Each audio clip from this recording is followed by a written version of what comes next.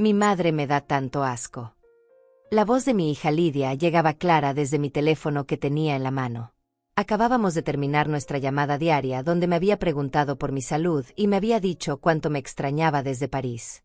Pero Lidia olvidó desconectar la videollamada y yo pude escuchar todo lo que vino después. No sabes lo asquerosa que puede ser mi madre, le decía a alguien que estaba con ella en su hotel. Su risa sonaba cruel, completamente diferente a la dulzura que me había mostrado segundos antes.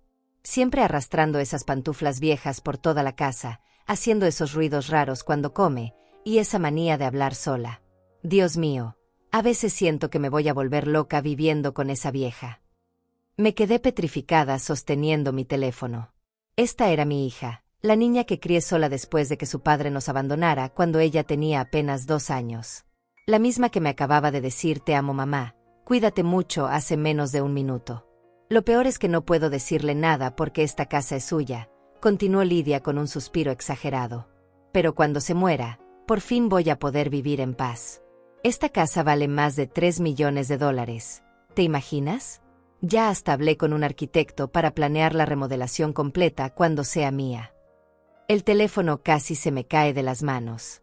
Durante 40 años trabajé día y noche para construir esta casa, para darle a Lidia una vida cómoda, para asegurar su futuro. Vendí empanadas en la calle bajo el sol abrasador, limpié oficinas hasta altas horas de la madrugada, ahorré cada centavo pensando en ella. Además es tan dramática con todo, siguió riéndose mientras yo podía ver su cara en la pantalla del teléfono. Ayer me llamó para contarme la misma historia de cuando era joven por 100ª vez. Ya no la soporto, en serio. Solo finjo que me interesa porque necesito mantenerla contenta hasta que llegue mi momento. Cada palabra era una bofetada. Todas esas llamadas donde me preguntaba por mis historias del pasado, donde parecía tan interesada en conocer más sobre mi juventud, habían sido pura actuación. Una obra de teatro cruel donde yo era la única que no sabía que estaba siendo engañada. Lo único bueno es que ya está vieja y achacosa, dijo ajustándose el cabello rubio que yo pagaba para que se tiñera cada mes. No creo que le queden muchos años más. Y cuando esto termine, voy a vender esta casa inmediatamente y me mudo a un apartamento moderno en el centro, lejos de toda esta vida aburrida. La sangre se me subió a la cabeza. Lidia estaba literalmente planeando mi funeral mientras yo aún respiraba, calculando cuánto dinero obtendría de mi muerte, diseñando su vida futura sobre mis cenizas. Todo este tiempo yo había creído que éramos un equipo, que nos cuidábamos mutuamente, que el amor entre madre e hija era lo más sagrado del mundo. ¡Qué ingenua había sido!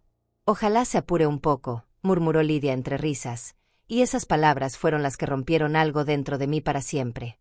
Ya tengo 35 años. No puedo seguir perdiendo el tiempo esperando a que esa vieja se decida a morirse. Colgué la llamada con el dedo temblando. El silencio de mi casa se volvió ensordecedor.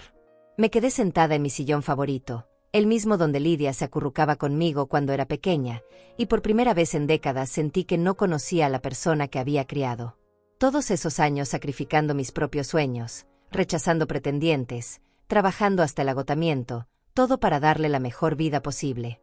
Y ella estaba contando los días para que yo desapareciera de su mundo. Lidia regresaría de París en una semana, me daría su abrazo fingido, me contaría mentiras sobre cuánto me había extrañado, y yo tendría que actuar como si no hubiera descubierto su verdadero rostro. Pero algo había despertado dentro de mí. Una Lorenza López que había estado dormida durante años, una mujer que no estaba dispuesta a seguir siendo la víctima de su propia generosidad. Si mi hija quería jugar a las mentiras, iba a descubrir que su madre anciana todavía tenía algunos trucos bajo la manga. No siempre fui esta mujer silenciosa que arrastra pantuflas por la casa. Hubo un tiempo en que Lorenza López tenía fuego en los ojos y sueños que parecían imposibles de alcanzar. Era 1975 cuando llegué a esta ciudad con Lidia en brazos. Tenía apenas 23 años y ni un centavo en los bolsillos. Su padre había desaparecido una mañana dejando solo una nota sobre la mesa de la cocina que decía que no estaba listo para ser padre. Recuerdo perfectamente ese primer día buscando trabajo.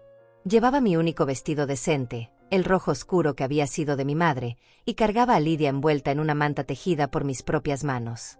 Toqué puertas durante horas hasta que una señora mayor me ofreció limpiar su casa a cambio de un salario mínimo y un cuarto pequeño en el sótano donde podíamos dormir las dos. Esa primera noche, Acostada en un colchón prestado con mi bebé durmiendo sobre mi pecho, hice una promesa que cambiaría nuestras vidas para siempre. Le susurré al oído mientras ella dormía que nunca le faltaría nada, que tendría la mejor educación, la ropa más bonita, y que viviríamos en una casa propia donde nadie podría echarnos jamás. Durante los primeros años trabajé limpiando casas en las mañanas y vendiendo empanadas que hacía en las noches. Lidia venía conmigo a todas partes, amarrada a mi espalda con un rebozo mientras yo fregaba pisos ajenos. Los dueños de las casas a veces se quejaban de que trajera a mi hija, pero yo no tenía otra opción. Era ella y yo contra el mundo entero. Cuando Lidia cumplió 5 años, conseguí un trabajo mejor en una fábrica textil. El horario era brutal, desde las 6 de la mañana hasta las 6 de la tarde, pero pagaban lo suficiente para que pudiéramos alquilar un apartamento pequeño cerca de una escuela pública. Recuerdo la cara de felicidad de mi hija cuando vio que tendría su propia cama, su propio espacio. Me abrazó tan fuerte esa noche que pensé que mi corazón se iba a salir del pecho. Los fines de semana seguía vendiendo empanadas en el mercado central. Lidia me ayudaba a envolver cada una en papel encerado, sus manitas pequeñas trabajando con la seriedad de una adulta. «Mami, ¿para qué necesitamos tanto dinero?», me preguntaba mientras contábamos las monedas al final del día. «Para comprar nuestra casa propia, mi amor. Para que nunca más tengamos que depender de nadie». A los 10 años, Lidia ya entendía perfectamente nuestra situación. Sabía que teníamos que ser cuidadosas con cada centavo, que no podíamos darnos lujos como sus compañeras de clase. Pero nunca se quejó. Al contrario, a menudo me decía que cuando fuera grande me iba a comprar todo lo que no había podido tener de niña. Fue por esa época que decidí estudiar contabilidad en las noches. Después de mis 8 horas en la fábrica, corría a la universidad nocturna mientras Lidia hacía sus tareas sola en casa. Muchas veces llegaba a medianoche y la encontraba dormida sobre sus libros, esperándome para que le diera las buenas noches. Esos momentos me partían el alma, pero sabía que era el único camino hacia un futuro mejor. Cuando me gradué 3 años después, conseguí trabajo en una empresa de construcción como asistente contable.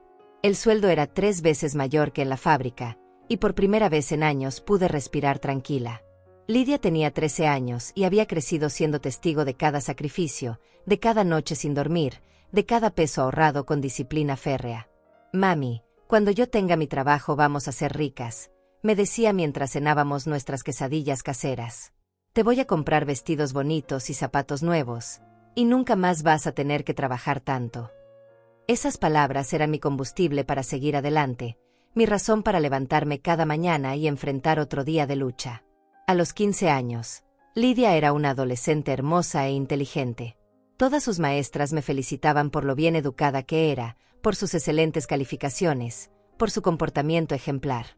«Su hija va a llegar muy lejos, señora López», me decían, y yo me sentía la madre más orgullosa del mundo. Fue entonces cuando tomé la decisión más importante de mi vida. Con mis ahorros y un préstamo bancario que me daba terror pero que sabía que podía pagar, compré este terreno en las afueras de la ciudad. Era un lote baldío rodeado de maleza, pero yo podía ver nuestra casa ahí. Nuestra casa de verdad, construida con nuestras propias manos y nuestros sueños. Durante 2 años trabajé de día en la oficina y de noche supervisando a los albañiles. Lidia me acompañaba todos los fines de semana a ver los avances de la construcción. «¿Este va a ser mi cuarto, mami?», preguntaba señalando el segundo piso. «El más grande y el más bonito», le respondía abrazándola. «Para mi princesa que se lo merece todo». El día que nos mudamos a esta casa, Lidia tenía 17 años. Recuerdo que nos quedamos paradas en la entrada, mirando esos 3 pisos que habíamos soñado durante tantos años. «Lo logramos, mami», me dijo con lágrimas en los ojos. «Tenemos nuestra casa». La abracé y lloré como nunca había llorado en mi vida. Fueron los años más felices de mi existencia. Lidia estudió su carrera universitaria mientras vivía conmigo, y yo seguí creciendo profesionalmente hasta convertirme en gerente de la empresa constructora. Ganaba bien, muy bien, y pude darle a mi hija todo lo que había soñado. Viajes, ropa de marca, un auto propio, las mejores oportunidades. Nunca se me ocurrió pensar que toda esa generosidad se convertiría en mi condena. Que la niña que había crecido viendo mis sacrificios algún día me vería como un obstáculo para su felicidad. que la casa que construí con tanto amor para las dos se convertiría en la razón por la que deseara mi muerte. Si hubiera sabido lo que escucharía 30 años después, ¿habría hecho las cosas diferente? Esa pregunta me torturaba mientras recordaba cada momento de nuestra vida juntas, buscando señales que había ignorado, indicios de la ingratitud que crecía en silencio.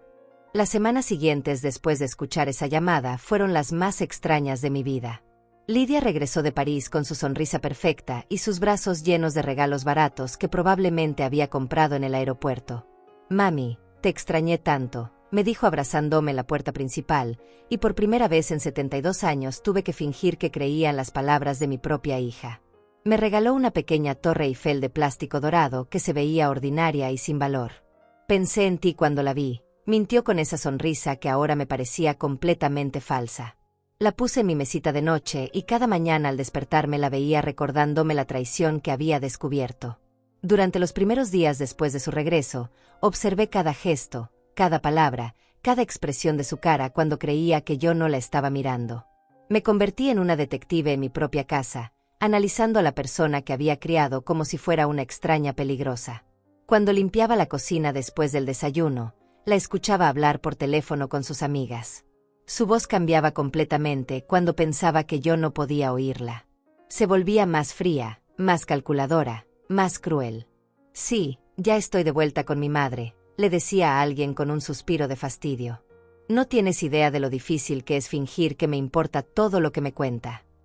Una tarde la encontré revisando papeles en mi escritorio. Cuando me vio llegar, rápidamente cerró los cajones y me sonrió con esa dulzura ensayada. «Solo buscaba una pluma, mami. No encontraba ninguna en mi cuarto». Pero yo había visto lo que realmente estaba haciendo. Estaba revisando mis documentos, probablemente buscando mi testamento, calculando su herencia. Esa noche, cuando creía que yo estaba dormida, la escuché hablando por teléfono en su habitación. «La vieja está más lenta que antes», le decía a alguien en voz baja. Ayer se tardó como 10 minutos en entender una pregunta simple. «Creo que ya está empezando con demencia senil. Ojalá se acelere el proceso». Me levanté de mi cama y me acerqué a su puerta para escuchar mejor. Mi corazón latía tan fuerte que temía que pudiera oírlo desde su cuarto. Lidia siguió hablando con una crueldad que me helaba la sangre. «El doctor me dijo que a su edad es normal que empiece a perder la memoria», continuó con una alegría siniestra en su voz. «Dice que en 2 o 3 años va a necesitar cuidados especiales. Perfecto para mí, porque eso significa que va a tener que firmar papeles dándome poder legal sobre sus cosas». Regresé a mi habitación caminando como un fantasma. Lidia no solo estaba esperando que me muriera, sino que estaba planeando activamente cómo acelerar mi deterioro mental. Probablemente había estado hablando con doctores, investigando sobre demencia, preparándose para el momento en que pudiera declararme incapaz. Al día siguiente, durante el desayuno, me hizo preguntas que ahora entendía tenían una intención oculta. «Mami, ¿te acuerdas del nombre de tu primera maestra?», me preguntó con falsa preocupación. «Ayer me contaste una historia y mezclaste algunos nombres. Me da un poco de miedo que estés olvidando cosas». Yo recordaba perfectamente la historia que le había contado y sabía que no había confundido ningún nombre. Pero Lidia estaba construyendo una narrativa, documentando supuestos síntomas de demencia que podría usar más adelante. Cada conversación era una trampa, cada olvido menor se volvía evidencia en su contra mía. «También he notado que a veces te quedas viendo al vacío», siguió con su voz llena de falsa preocupación. «Como si estuvieras perdida. Creo que deberíamos ir al doctor para que te revise. Solo por precaución». Sus ojos brillaban con una malicia que ya no podía ocultar completamente. Durante las siguientes semanas, Lidia intensificó su campaña silenciosa. Comenzó a tratarme como si fuera una niña pequeña, hablándome más lento, repitiendo las cosas como si no hubiera entendido la primera vez. «¿Estás segura de que tomaste tus pastillas, mami?», me preguntaba 3 veces al día, sabiendo perfectamente que siempre tomaba mis medicamentos a tiempo.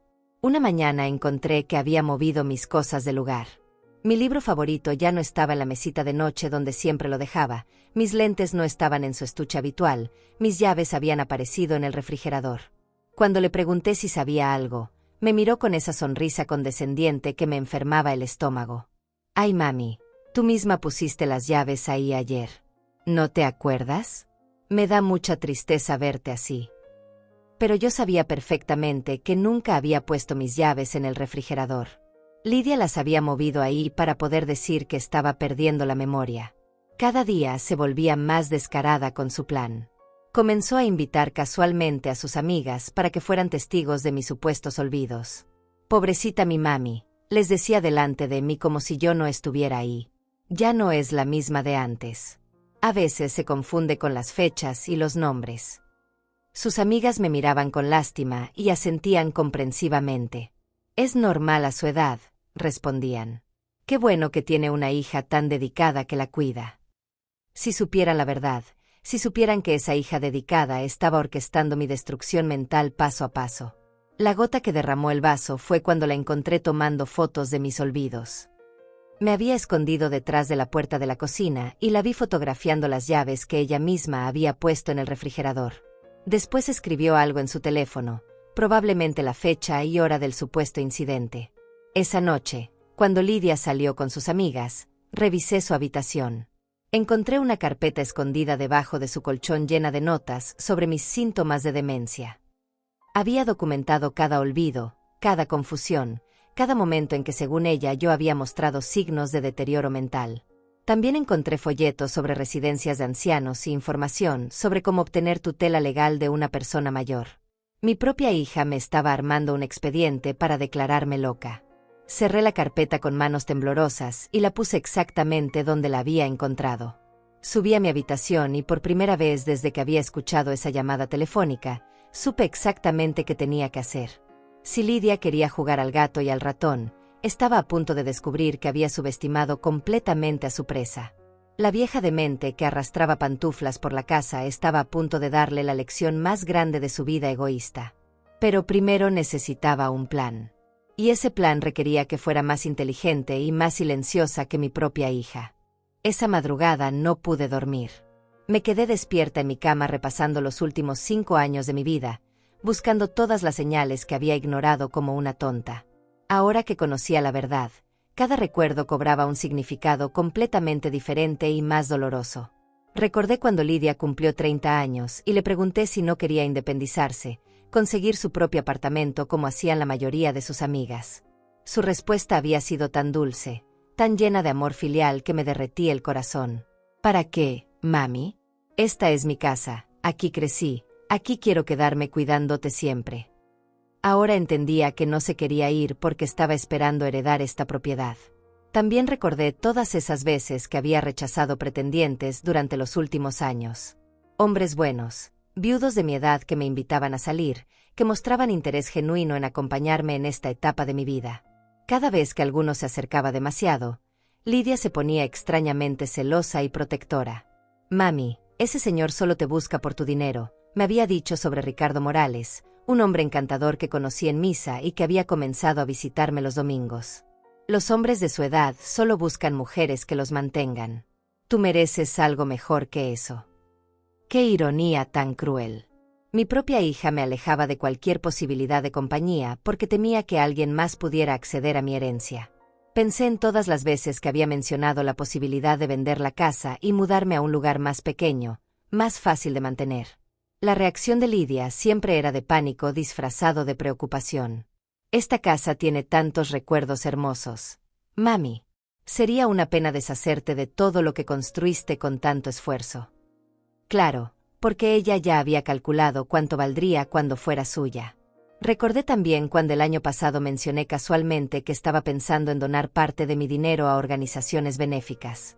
Quería ayudar a mujeres solteras como había sido yo, darles oportunidades que yo no tuve. Lidia se puso pálida y comenzó a temblar.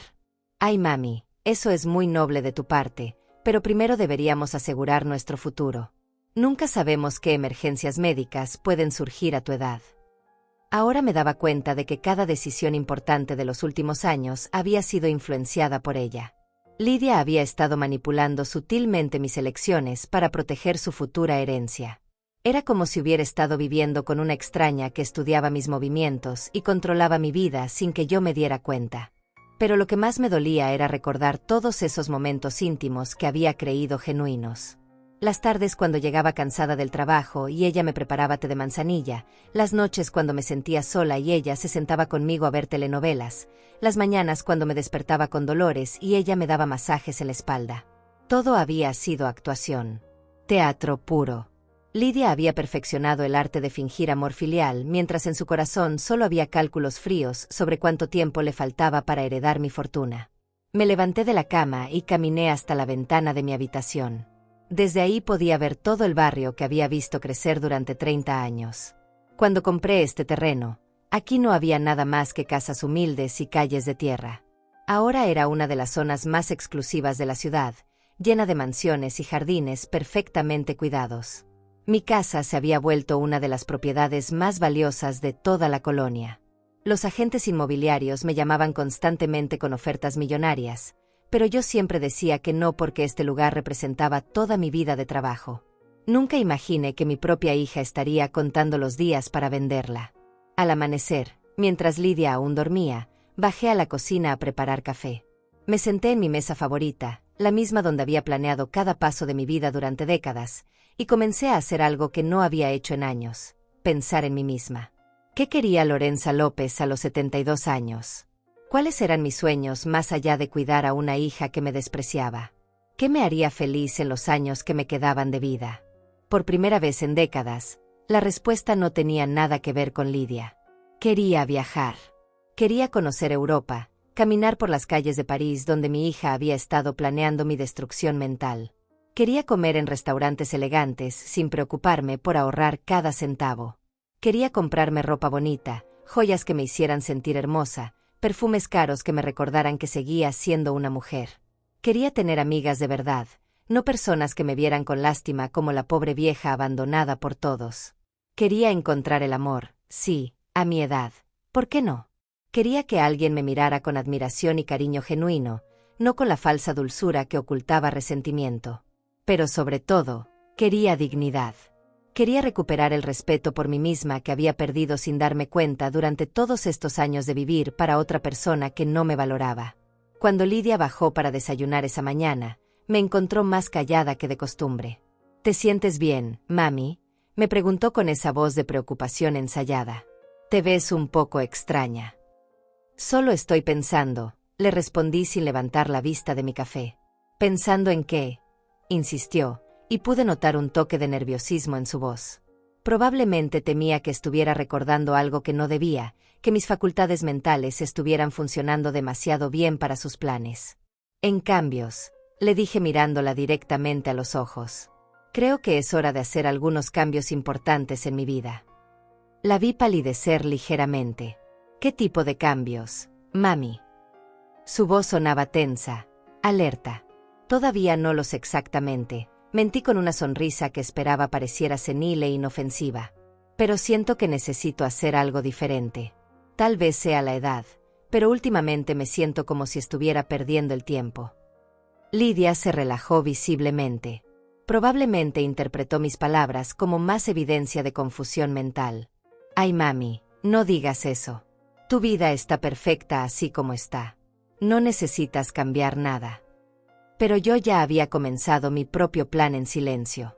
Mientras ella creía que me estaba volviendo loca, yo estaba recuperando una claridad mental que no había tenido en años.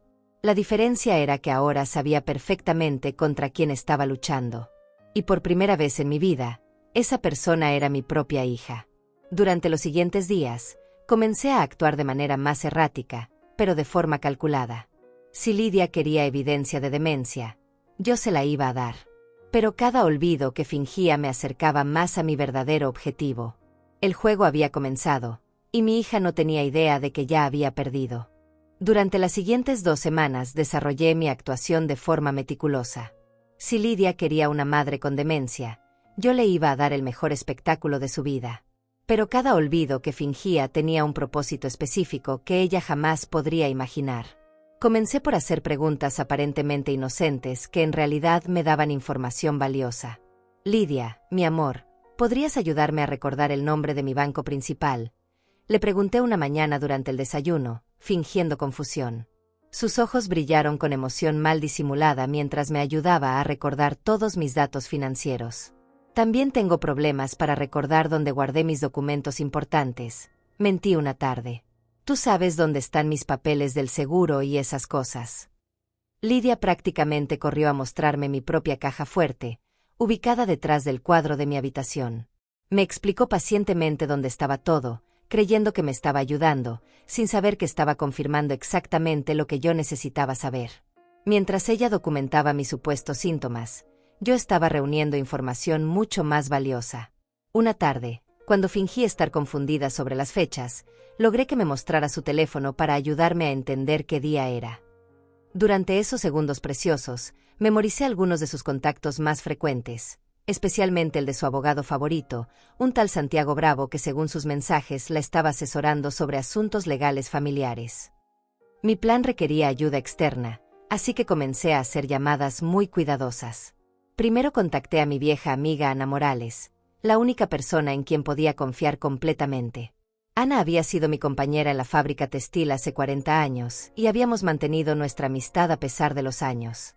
Ana, necesito verte urgentemente, pero no puede ser en mi casa, le dije por teléfono una mañana cuando Lidia había salido al supermercado. Es sobre algo muy delicado y necesito tu ayuda. Nos encontramos en un café del centro, lejos de cualquier lugar donde Lidia pudiera verme. Ana se veía preocupada desde el momento en que me sentí frente a ella. Lorenza, te ves terrible. ¿Qué está pasando? Le conté todo. Desde la llamada telefónica hasta las carpetas escondidas, desde los documentos movidos hasta los planes de declararme incapaz. Ana escuchó en silencio, pero pude ver cómo su expresión cambiaba de preocupación a horror y finalmente a una rabia que me recordó por qué habíamos sido tan buenas amigas durante toda la vida. Esa malvada, murmuró Ana cuando terminé mi relato. Después de todo lo que sacrificaste por ella.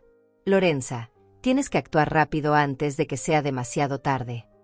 Ana tenía contactos que yo necesitaba. Su hijo Pablo trabajaba en una inmobiliaria de prestigio y podía ayudarme a tasar mi propiedad discretamente. Su nuera Elena era notaria y podía asesorarme sobre mis opciones legales sin levantar sospechas. Pero necesitas un plan muy bien pensado, me advirtió Ana. Si Lidia se da cuenta de lo que estás haciendo antes de tiempo, puede acelerar sus propios planes para declararte incapaz. Tenía razón. Cada movimiento debía ser perfecto, calculado al segundo. No podía permitirme ni un solo error. Durante los siguientes días, comencé a salir de casa con más frecuencia, usando mis supuestos problemas de memoria como excusa perfecta. Voy a caminar al parque, mi amor. El doctor me dijo que el ejercicio es bueno para mi mente, le decía a Lidia, quien inmediatamente se ofrecía a acompañarme. No te preocupes, mija.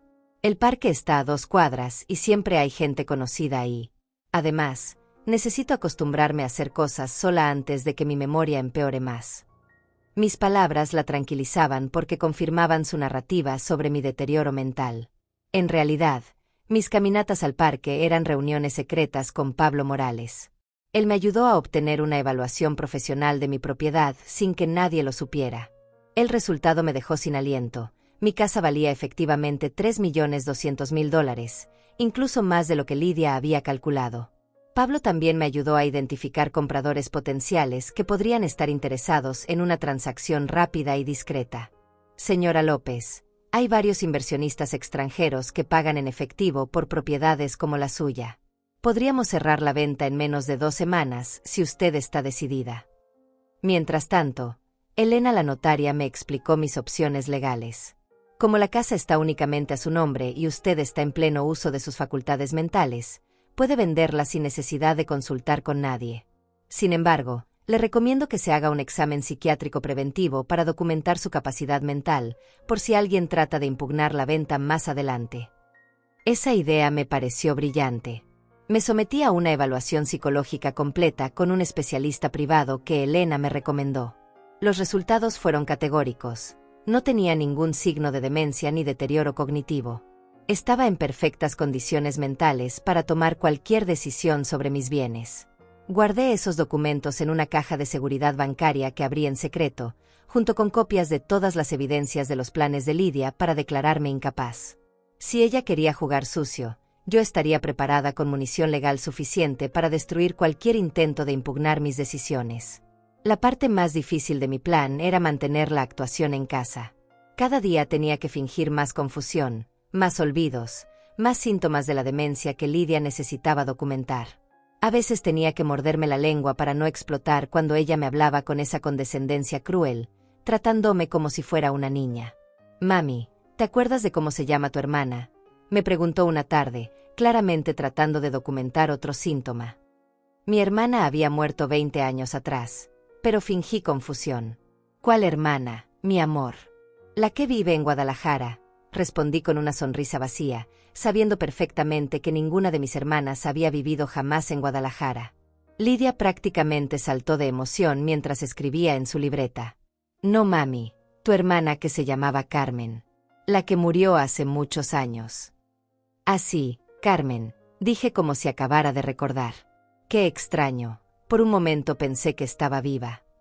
Pude ver cómo Lidia subrayaba esa frase en sus notas con particular entusiasmo. Cada noche, cuando ella creía que yo dormía, escuchaba sus llamadas telefónicas celebrando mis nuevos síntomas.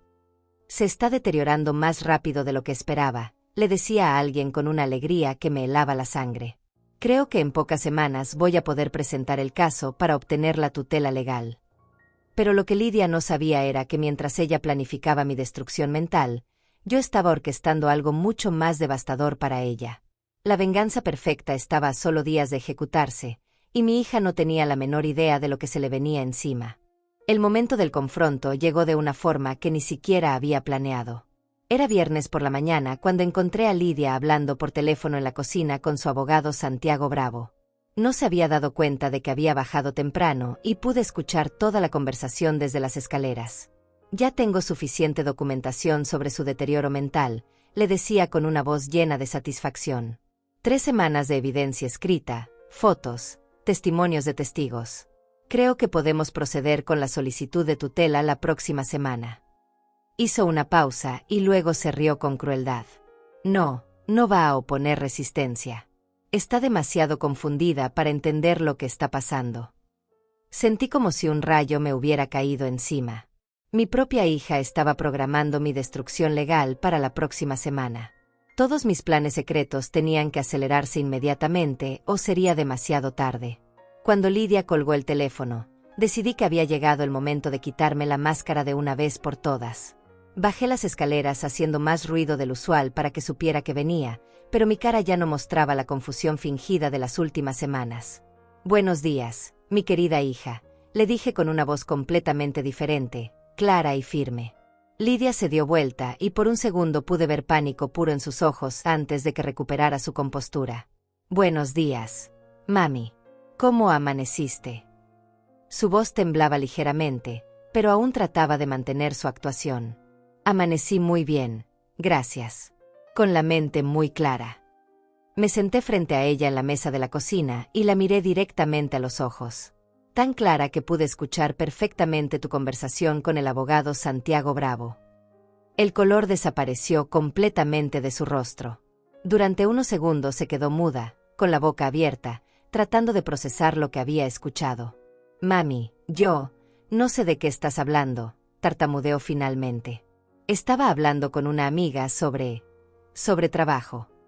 «Santiago Bravo es el nombre de tu amiga», le pregunté con una sonrisa fría. «Qué nombre tan masculino para una mujer». Lidia comenzó a temblar visiblemente. Sus manos se agitaban mientras trataba de pensar en otra mentira, pero yo no le iba a dar esa oportunidad. «También escuché tu conversación desde París», continué con la misma voz calmada. «Donde me llamabas asquerosa y decías que te daba asco. Donde calculabas cuánto valía mi casa y planeabas mi muerte para poder heredarla». Las lágrimas comenzaron a brotar de sus ojos, pero no eran lágrimas de arrepentimiento. Eran lágrimas de terror porque sabía que había sido descubierta. «Mami, por favor, déjame explicarte», suplicó con voz quebrada. Estaba molesta ese día, había tomado vino, no hablaba en serio. «¿Y las carpetas debajo de tu colchón también las hiciste porque habías tomado vino?», le pregunté levantándome de la silla. «¿Las fotos de mis llaves en el refrigerador también fueron por el alcohol? Los folletos sobre residencias de ancianos también los compraste borracha». Lidia se puso completamente pálida. No sabía que yo había encontrado sus evidencias secretas y eso la aterrorizaba más que cualquier otra cosa. Tu plan era perfecto, admití con una admiración sarcástica. Documentar mi supuesta demencia, declararme incapaz, obtener tutela legal sobre mis bienes, y después mandarme a un asilo mientras vendías mi casa. Muy inteligente para una hija que dice amar a su madre. Pero yo te amo, gritó desesperadamente. Todo lo que he hecho ha sido pensando en tu bienestar. Estoy preocupada por tu salud mental, por tu futuro. Mi futuro. Me reí con una amargura que no sabía que tenía dentro. Mi futuro según tu plan era terminar mis días en una residencia geriátrica mientras tú disfrutabas de los 3 millones de dólares que esta casa vale. Lidia se quedó helada al escuchar la cifra exacta. ¿Cómo sabes cuánto vale? Porque mandé a tasarla, respondí simplemente. Resulta que esta vieja demente todavía sabe cómo hacer negocios. El pánico en sus ojos se intensificó. ¿Qué quieres decir con eso? Quiero decir que mientras tú documentabas mi supuesta locura, yo estaba documentando tu traición. Mientras tú planeabas robarme todo por lo que trabajé durante 40 años, yo estaba haciendo mis propios planes. Lidia comenzó a respirar agitadamente. Mami, por favor, podemos hablar de esto. Podemos arreglar las cosas. Yo nunca quise. ¿Nunca quisiste qué? La interrumpí con voz glacial. ¿Nunca quisiste que me muriera rápido? ¿Nunca quisiste declararme loca para robar mi herencia? ¿Nunca quisiste mandarme a un asilo para deshacerte de mí? No era así, gritó mientras las lágrimas corrían por sus mejillas. Solo quería asegurar nuestro futuro, proteger lo que habías construido. Mentirosa, le dije con una frialdad que me sorprendió a mí misma. Tú querías proteger tu futuro. Yo nunca fui parte de tus planes excepto como un obstáculo que eliminar. Lidia se acercó a mí con los brazos extendidos, tratando de abrazarme, pero di un paso atrás. No podía soportar que me tocara con esas mismas manos que habían estado planeando mi destrucción. Mami, por favor, soy tu hija. Somos familia. Podemos superar esto juntas. Familia. La palabra me salió como veneno. Una familia no planifica la muerte de sus miembros. Una familia no documenta síntomas falsos para declarar loca a su madre. Una familia no cuenta los días esperando una herencia. Pero te amo, gritó desesperadamente. A pesar de todo, te amo. Eres mi madre. No, le dije mirándola con una frialdad que nunca pensé que sentiría hacia mi propia hija. Tú amas mi dinero. Tú amas esta casa. Tú amas la herencia que crees que te pertenece. Pero a mí, a Lorenza López, la mujer que te dio la vida y sacrificó todo por ti, a esa mujer la desprecias. Lidia se dejó caer en una silla y comenzó a llorar descontroladamente. Pero sus lágrimas ya no me conmovían. Durante demasiados años había confundido manipulación con amor, actuación con afecto genuino. ¿Qué vas a hacer?, me preguntó entre sollozos. ¿Vas a echarme de la casa? La miré durante un largo momento antes de responder. No, Lidia, no te voy a echar de la casa. Sus ojos se iluminaron con esperanza por un segundo. Porque ya no va a haber casa de la cual echarte. Y en ese momento, cuando vi el terror absoluto apoderarse de su rostro, supe que mi venganza iba a ser aún más dulce de lo que había imaginado. La expresión de terror en el rostro de Lidia me dio una satisfacción que no había sentido en años. Pero antes de que pudiera preguntarme qué había querido decir con mis últimas palabras, alguien tocó el timbre de la puerta principal. Era Ana Morales, quien llegaba exactamente a la hora que habíamos acordado. Espera aquí, le ordené a Lidia con una autoridad que había olvidado que poseía. Tenemos visita y vas a escuchar algunas cosas muy interesantes. Abrí la puerta y Ana entró con una sonrisa que no ocultaba su nerviosismo. Detrás de ella venía su hijo Pablo, el agente inmobiliario, cargando una carpeta gruesa llena de documentos. Lidia los miró con confusión mientras se acercaban a la mesa de la cocina. Lidia, te presento oficialmente a Pablo Morales, dije con una voz serena. Él ha estado ayudándome con algunos asuntos de negocios durante las últimas 2 semanas. ¿Qué tipo de asuntos?, preguntó Lidia con voz temblorosa, aunque creo que ya comenzaba a sospechar la respuesta. Pablo abrió su carpeta y sacó varios documentos oficiales. Su madre me contrató para tasar y vender esta propiedad, dijo con profesionalismo. Tengo aquí la documentación completa de la transacción. El color desapareció nuevamente del rostro de Lidia. ¿Vender? ¿Qué transacción? La venta de la casa que tanto amas, le expliqué con calma escalofriante.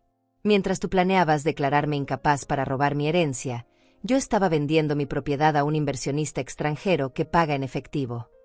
Lidia se aferró al borde de la mesa como si fuera a desmayarse. No, no puedes hacer eso. Esta es mi casa también. He vivido aquí toda mi vida. Tu nombre no aparece en ningún documento de propiedad. Le recordé. Esta casa es mía, la compré con mi dinero, la construí con mi trabajo, y puedo hacer con ella lo que me plazca. Pablo extendió algunos papeles sobre la mesa. La venta se cerró oficialmente ayer por la tarde, explicó. El pago de $3.200.000 ya fue transferido a las cuentas bancarias de la señora López. Lidia miró los documentos como si fueran serpientes venenosas. 3 millones. Ya lo vendiste todo. No todo, le aclaré con una sonrisa que me sorprendió por su frialdad. También vendí mis acciones en la empresa constructora, mis certificados de depósito, y liquidé todas mis inversiones. En total, reuní un poco más de $5 millones. 5 millones. Lidia parecía estar en estado de shock. ¿Dónde está ese dinero? Ana se acercó y puso su mano sobre mi hombro en un gesto de apoyo. Tu madre ha sido muy inteligente con sus decisiones financieras. El dinero ya no está en México, les informé con satisfacción. Ha sido transferido a cuentas bancarias en Suiza y Estados Unidos, completamente fuera del alcance de cualquier proceso legal mexicano. Lidia comenzó a hiperventilarse. No puedes haber hecho eso. Es ilegal esconder dinero en el extranjero. No hay nada ilegal en transferir tu propio dinero a bancos internacionales, la corrigió Pablo. Su madre siguió todos los procedimientos legales apropiados. Pero ese dinero es mío también, balbuceó Lidia desesperadamente. Soy tu única hija, tu heredera. Eras mi heredera, la corregí con énfasis en el tiempo pasado. Hasta que decidiste que era más conveniente declararme loca para acelerar tu herencia. Ana abrió su propia carpeta y sacó más documentos. También tenemos aquí algo muy interesante, dijo mostrándole a Lidia las fotografías que había tomado de sus propias notas sobre mi supuesta demencia. Los ojos de Lidia se llenaron de terror absoluto. ¿Cómo obtuvieron esas fotos?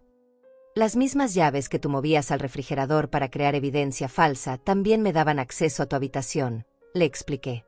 Fotografié todas tus carpetas, todas tus notas, todos tus planes para destruirme mentalmente. Pablo agregó más documentos a la mesa. También tenemos las grabaciones de sus conversaciones telefónicas con el abogado Santiago Bravo. Grabaciones. Lidia parecía estar a punto de colapsar. Tu teléfono tiene una función muy útil que automáticamente graba las llamadas importantes. Mentí con facilidad. Especialmente útil para una madre que supuestamente tiene problemas de memoria. En realidad, no tenía ninguna grabación, pero Lidia estaba tan aterrorizada que no cuestionó mis palabras. Ana y Pablo siguieron mi mentira sin problemas. Con toda esta evidencia, continuó Ana, cualquier intento de impugnar las decisiones financieras de tu madre sería imposible. De hecho, tú podrías enfrentar cargos criminales por intento de fraude y abuso de ancianos. Lidia se dejó caer en su silla completamente derrotada. ¿Qué va a pasar conmigo? Esa es una excelente pregunta, le dije acercándome a ella. ¿Qué va a pasar con la hija que planificó la destrucción mental de su propia madre? El nuevo propietario toma posesión de la casa el lunes, informó Pablo consultando sus documentos. Es decir, en 3 días. El lunes. Lidia levantó la cabeza bruscamente. ¿Dónde voy a vivir? Ese ya no es mi problema, le respondí con una frialdad que me sorprendió. Durante 35 años fue mi responsabilidad cuidarte, alimentarte, educarte, darte un hogar. Pero esa responsabilidad terminó cuando decidiste traicionarme. Pero soy tu hija, gritó desesperadamente. No, le dije mirándola directamente a los ojos. Mi hija murió el día que la escuché decir que le daba asco su propia madre. La persona que está sentada aquí es una extraña que se aprovechó de mi amor durante años. Lidia comenzó a llorar nuevamente, pero esta vez con una desesperación que iba más allá de las lágrimas. Era el llanto de alguien que acababa de darse cuenta de que había perdido todo por su propia avaricia. ¿Dónde vas a vivir tú?, me preguntó entre sollozos. Ana sonrió por primera vez desde que había llegado. Tu madre va a vivir una vida que se merece después de tanto sacrificio. Mañana tomo un vuelo a París, les informé con una satisfacción inmensa. Después iré a Roma, luego a Londres. Voy a conocer todos los lugares que siempre quise visitar, pero nunca pude porque estaba ocupada trabajando para darte una buena vida. Te vas del país. Lidia parecía estar en estado de shock completo. Me voy de esta vida, la corregí. La vida de Lorenza López, la madre sacrificada que vivía solo para su hija ingrata. Esa mujer ya no existe. Pablo comenzó a recoger sus documentos. Señora López, el taxi que pidió llegará en 1 hora para llevarla al aeropuerto. Lidia me miró con pánico absoluto. ¿Te vas hoy? Sin despedirte. Despedirme. Me reí con una amargura que nunca había sentido antes. De la misma forma que tú te ibas a despedir de mí cuando me mandaras al asilo. Por favor, mami, suplicó agarrando mi brazo. Dame una oportunidad de arreglar las cosas. Podemos empezar de nuevo. Me liberé de su agarre con firmeza. No hay nada que arreglar.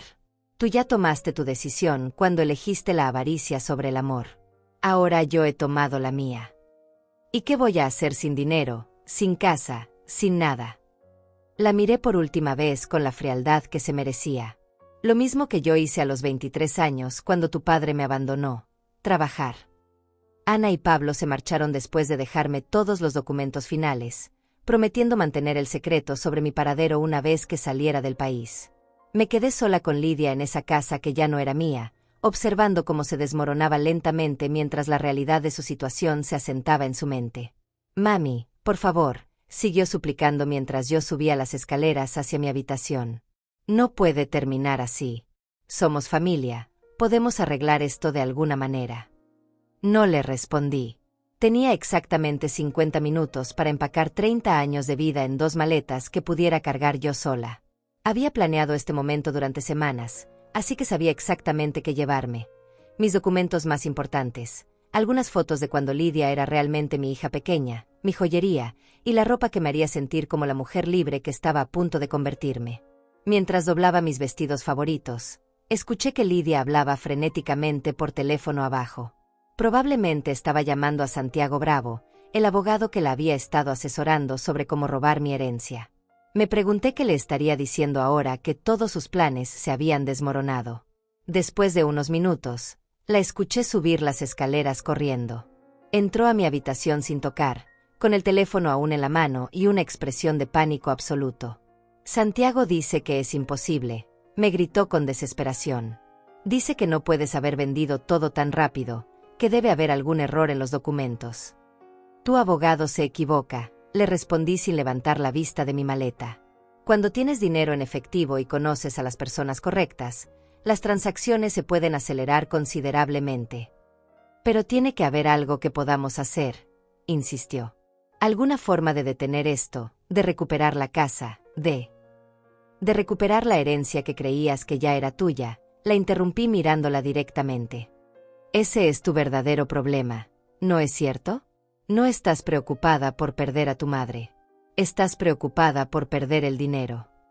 Lidia se quedó callada por un momento, y en ese silencio pude ver la verdad cruda en sus ojos. Tenía razón. Su pánico no era por perder nuestra relación, sino por perder la fortuna que había estado contando como suya durante años. Santiago también me dijo algo más, continuó con voz temblorosa. Dice que con las evidencias que tiene sobre lo que hice, podrías demandarme criminalmente. Podría, admití cerrando mi primera maleta. Intento de fraude, abuso de ancianos, conspiración para cometer robo. Son cargos muy serios. Vas a hacerlo. Su voz era apenas un susurro. Me detuve y la miré durante un largo momento. No. Sus ojos se iluminaron con una esperanza patética. En serio. No porque te perdone, aclaré rápidamente, sino porque quiero que vivas con las consecuencias de tus decisiones. Quiero que experimentes lo que es empezar de cero, sin dinero, sin casa, sin la seguridad de tener una madre que te respalde cuando las cosas se pongan difíciles. Pero no sé cómo hacer eso, admitió con lágrimas frescas. Nunca he tenido que trabajar realmente, nunca he vivido sola, nunca.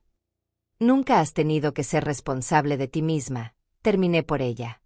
Porque siempre supiste que tenías mi casa y mi dinero como respaldo.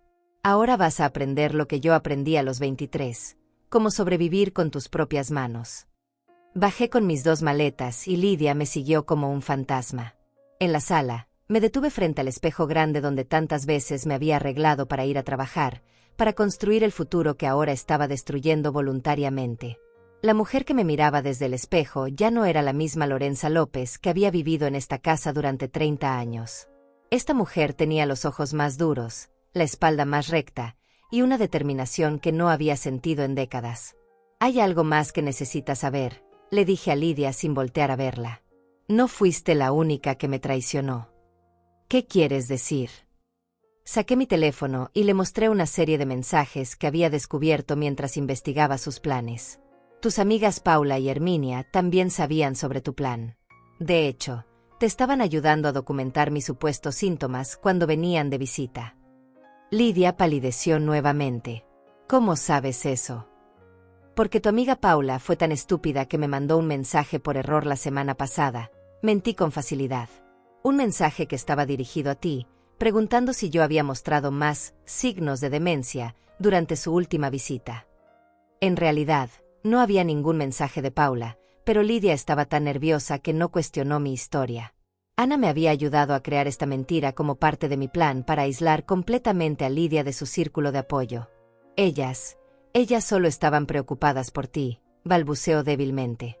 Estaban participando en un fraude, la corregí. Y cuando las autoridades investiguen este caso, también van a enfrentar consecuencias legales. La expresión de terror en su rostro se intensificó. No solo había perdido su herencia y su casa, sino que también había comprometido a sus amigas más cercanas con sus planes criminales. El taxi tocó el claxon afuera. Mi nueva vida estaba esperándome. Caminé hacia la puerta principal con mis maletas, pero antes de salir me detuve y saqué un sobre que había preparado especialmente para este momento. Se lo entregué a Lidia con una sonrisa que no tenía nada de maternal. «¿Qué es esto?», preguntó con voz quebrada. «Tu herencia», le dije simplemente. Lidia abrió el sobre con manos temblorosas. Adentro había un billete de 20 pesos y una nota escrita con mi mejor caligrafía. «Para la hija que me llamó asquerosa, este es todo el dinero que te mereces de la madre que te dio asco». Sus piernas cedieron y se dejó caer al suelo llorando como nunca la había visto llorar. Pero ya no sentía lástima por ella. Ya no sentía el instinto maternal de consolarla y protegerla. Solo sentía una satisfacción fría y calculada. «El nuevo dueño viene el lunes por la mañana», le recordé desde la puerta. «Te sugiero que encuentres otro lugar donde vivir antes de ese momento». «Mami», gritó desde el suelo. «No puedes dejarme así. Soy tu hija». Me di vuelta por última vez y la miré con una frialdad que me sorprendió. «No. Mi hija murió el día que decidió que su madre le daba asco. La persona que está llorando en el suelo es una extraña que se aprovechó de mi amor durante años». Salí de la casa sin voltear atrás, subí al taxi y le di al conductor la dirección del aeropuerto. Mientras nos alejábamos, pude ver a Lidia corriendo detrás del vehículo, gritando mi nombre, suplicando que regresara. Pero la Lorenza López que había vivido para esa mujer ingrata ya no existía. La nueva Lorenza tenía planes más importantes que el drama de una hija que había elegido la avaricia sobre el amor. Y por primera vez en 72 años, esos planes no incluían sacrificar mi felicidad por nadie más. 6 meses después de dejar México, estoy sentada en una terraza con vista al Mediterráneo en la costa azul francesa, tomando café y leyendo un libro de poesía que compré en una pequeña librería de Niza. El sol de la tarde baña mi rostro con una calidez que no había sentido en años, no solo por el clima, sino por la paz interior que finalmente he encontrado. Mi nueva vida es exactamente lo que había soñado durante todas esas décadas de sacrificio. Tengo un apartamento pequeño pero elegante en Cannes, con ventanas que dan al mar y flores frescas en cada habitación.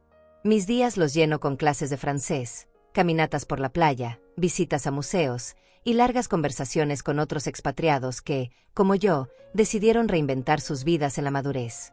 Ana me escribe cada semana desde México. Sus cartas siempre incluyen noticias sobre Lidia, aunque yo nunca se las pido. Al principio las leía con cierta curiosidad morbosa, pero ahora apenas las reviso. La vida de mi exhija ya no me interesa, pero Ana insiste en mantenerme informada. Según su última carta, Lidia tuvo que mudarse a un apartamento diminuto en uno de los barrios más pobres de la ciudad. Trabaja doble turno en una tienda de ropa, ganando apenas lo suficiente para pagar el alquiler y la comida básica. Sus amigas Paula y Herminia la abandonaron completamente cuando se enteraron de que podrían enfrentar problemas legales por su participación en el plan para declararme incapaz.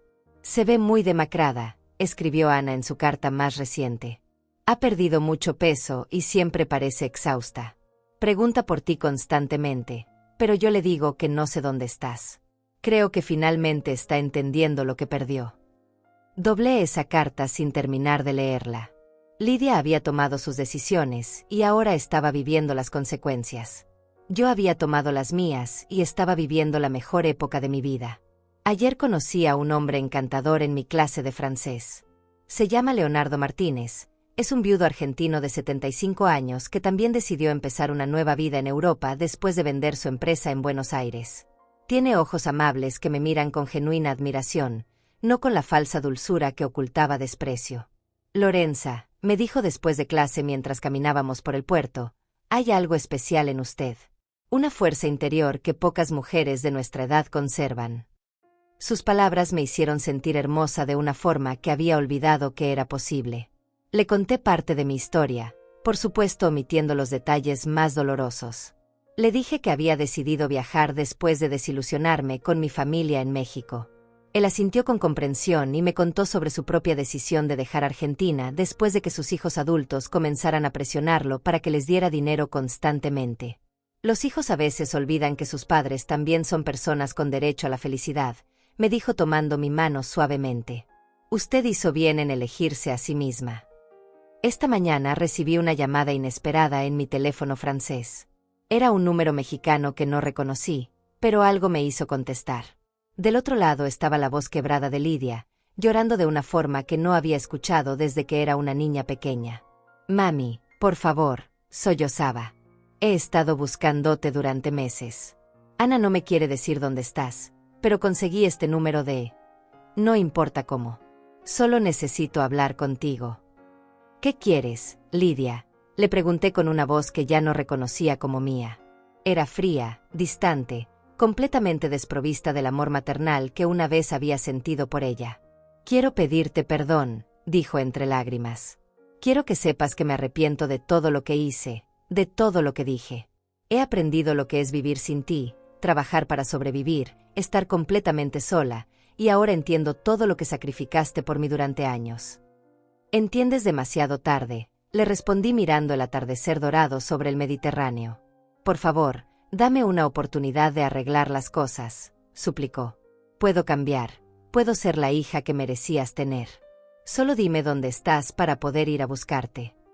Me reí suavemente, pero no era una risa de humor. Era la risa de alguien que finalmente había aprendido a valorarse a sí misma. Lidia, ¿sabes qué es lo más triste de esta conversación? ¿Qué? Preguntó con esperanza. Que todavía no entiendes cuál fue tu verdadero error. ¿Cuál fue? Su voz era un susurro desesperado. Tu error no fue llamarme asquerosa. Tu error no fue planear declararme incapaz. Tu error no fue querer robar mi herencia. Hice una pausa, saboreando las palabras que estaba a punto de decir. Tu error fue creer que tu arrepentimiento valdría más que mi dignidad. No entiendo. Pasé 70 años de mi vida viviendo para otras personas. Primero para mis padres, después para ti. Siempre sacrificando mis sueños, mis deseos, mi felicidad por el bienestar de otros. Y por primera vez en mi vida, estoy viviendo solo para mí. Pero yo te amo, mami, lloró desesperadamente. No, le dije con una firmeza absoluta. Tú amas la idea de tener una madre que te perdone, que te rescate, que te resuelva los problemas. Pero a mí, a Lorenza López la mujer, nunca me amaste. Solo amabas lo que yo podía darte. Eso no es cierto. ¿Sabes qué estoy haciendo mientras hablamos? La interrumpí. Estoy sentada en una terraza frente al mar, tomando vino francés, esperando a que llegue un hombre maravilloso que me invitó a cenar. Por primera vez en mi vida, soy completamente feliz. El silencio del otro lado de la línea me dijo todo lo que necesitaba saber. ¿Hay alguna forma de que puedas perdonarme?, preguntó finalmente con voz rota. Ya te perdoné, le dije honestamente. Te perdoné porque guardar rencor me estaba impidiendo ser completamente feliz. Pero perdonarte no significa que quiera verte de nuevo. Mami. No me vuelvas a llamar, le dije con finalidad. Esta es la última conversación que vamos a tener. Quiero que sepas que no te odio, pero tampoco te extraño. Simplemente ya no eres parte de mi vida. Colgué el teléfono y lo apagué completamente. Leonardo llegaría en 1 hora para nuestra cena y quería estar perfectamente arreglada para él. Me levanté de la terraza, entré a mi apartamento lleno de luz y flores, y me miré en el espejo del baño. La mujer que me devolvía la mirada tenía 73 años, cabello plateado perfectamente peinado, y ojos que brillaban con una vitalidad que había estado dormida durante décadas. Hola, Lorenza, me dije a mi reflejo con una sonrisa genuina. Lista para otra aventura. Porque eso era mi vida ahora, una serie infinita de aventuras, de descubrimientos, de momentos de felicidad pura que nadie podía arrebatarme. Había aprendido la lección más importante de mi vida a los 73 años, que nunca es demasiado tarde para elegirse a una misma. Y que a veces, la mayor muestra de amor propio es tener el valor de cerrar la puerta a las personas que solo nos causaban dolor. Hoy estoy sola. Pero por primera vez en mi vida, estoy en paz. Y eso vale más que cualquier amor falso que hubiera podido conservar. Han pasado 2 años desde que tomé la decisión más difícil y liberadora de mi vida. Mientras escribo estas líneas desde mi nuevo hogar en una pequeña villa italiana, con las montañas de la Toscana pintadas de dorado por el sol del atardecer, siento la necesidad de compartir lo que he aprendido durante este viaje de autodescubrimiento que comenzó cuando tenía 72 años. Si me escuchas y algo de mi historia resuena en tu corazón, quiero que sepas que estas palabras están dirigidas especialmente a ti. A la mujer que ha pasado décadas dando todo de sí misma sin recibir el reconocimiento que merece. A la que ha sacrificado sus sueños por los sueños de otros. A la que se ha convertido en invisible en su propia vida. Durante 7 décadas creí que mi valor como mujer estaba directamente relacionado con cuanto podía dar a otros. Medía mi éxito como madre por la felicidad de mi hija, mi valor como persona por la gratitud que recibía de aquellos a quienes ayudaba. Fue una trampa hermosa y peligrosa en la que caí sin darme cuenta, como caen millones de mujeres que confunden el amor con la entrega total de sí mismas. Aprendí que existe una diferencia fundamental entre amar y perderse en el amor. Amar es nutrir, apoyar, cuidar desde un lugar de fortaleza personal. Perderse en el amor es desaparecer como individuo, convertirse en una extensión de las necesidades de otros, olvidar que tu propia vida también tiene valor intrínseco. Durante años justifiqué la falta de reciprocidad en mis relaciones. Es normal, me decía, las madres siempre dan más de lo que reciben. Es mi deber, pensaba, sacrificarme por el bienestar de mi familia. Estas frases se convirtieron en mantras que me mantuvieron atrapada en patrones destructivos donde mi generosidad era vista no como un regalo, sino como una obligación. La verdad más dolorosa que tuve que enfrentar fue reconocer que yo misma había enseñado a otros a no valorarme. Al aceptar migajas de afecto a cambio de banquetes de cuidado, al disculpar comportamientos irrespetuosos porque no lo hacían con mala intención, al priorizar las necesidades de todos por encima de las mías, había establecido un precedente peligroso. Las personas tratan a los demás según les enseñamos a tratarnos. Si constantemente demostramos que nuestro tiempo, energía y recursos están disponibles sin límites ni condiciones, no podemos sorprendernos cuando otros comienzan a verlos como derechos adquiridos en lugar de regalos preciosos. Quiero que entiendas algo fundamental: establecer límites no te convierte en una mala persona. Decir no cuando algo no te conviene no es egoísmo, es autorrespeto. Priorizar tu bienestar emocional y físico no es vanidad, es supervivencia. Durante mi transformación, descubrí que había desarrollado lo que ahora llamo síndrome de la salvadora. Creía que era mi responsabilidad resolver los problemas de otros, anticipar sus necesidades, facilitar sus vidas incluso cuando esto complicaba la mía. Este patrón me había convertido en una persona indispensable pero invisible, necesaria pero no valorada. La ruptura con mi pasado me enseñó que hay una diferencia crucial entre ser necesitada y ser amada. Ser necesitada significa que tu valor está condicionado a lo que puedes proporcionar. Ser amada significa que tu valor es reconocido independientemente de tu utilidad. Reflexiono ahora sobre todas las señales de alerta que ignoré durante años. Las veces que mi opinión era desestimada sistemáticamente. Los momentos en que mis logros eran minimizados mientras los problemas de otros se magnificaban. Las ocasiones en que mi dolor emocional era tratado como drama innecesario mientras las molestias menores de otros requerían atención inmediata. Había normalizado el desequilibrio hasta el punto de creer que era amor. Confundí la tolerancia infinita con la paciencia virtuosa, la negación de mis propias necesidades con la generosidad espiritual, y la aceptación de tratamientos irrespetuosos con la sabiduría madura. Una de las lecciones más liberadoras que aprendí es que no tienes que justificar tu derecho a ser tratada con dignidad. No necesitas explicar por qué mereces respeto, consideración y reciprocidad en tus relaciones. Estos no son privilegios que debes ganar, son derechos humanos básicos que debes exigir. También comprendí que el miedo al abandono me había mantenido en situaciones tóxicas durante años. Temía que si dejaba de ser extremadamente complaciente, las personas importantes en mi vida me dejarían. Irónicamente, al tratar de evitar el abandono mediante la complacencia excesiva, me abandoné a mí misma mucho antes de que otros pudieran hacerlo. El proceso de reconstruir mi identidad después de los 70 años me demostró que nunca es demasiado tarde para redescubrir quién eres realmente cuando nadie más está mirando. Debajo de todas las capas de expectativas familiares, presiones sociales y roles autoimpuestos, existe una mujer auténtica con deseos, sueños y opiniones válidas. Descubrir mis propias preferencias fue revelador. Había pasado tanto tiempo preguntando a otros qué querían que había olvidado cómo responder cuando alguien me preguntaba qué quería yo. Tuve que reaprender a escuchar mi voz interior, a confiar en mis instintos, a honrar mis sentimientos sin buscar validación externa. La soledad que tanto temía resultó ser mi mayor maestra. En el silencio de mis propios pensamientos, lejos de las demandas constantes de otros, encontré una compañía que había estado ausente durante décadas, la mía propia. Aprendí a disfrutar mi propia conversación, a valorar mis propias opiniones, a encontrar paz en mi propia presencia. Quiero que sepas que reclamar tu vida no significa volverse cruel o insensible. Significa desarrollar la capacidad de amar desde un lugar de plenitud personal en lugar de vacío emocional. Significa establecer relaciones basadas en el intercambio mutuo de respeto y cariño, no en dinámicas de dependencia unilateral. El perdón, descubrí, no es algo que haces por otros, es algo que haces por ti misma. Perdonar me liberó del peso del resentimiento, pero no me obligó a mantener relaciones que me lastimaban.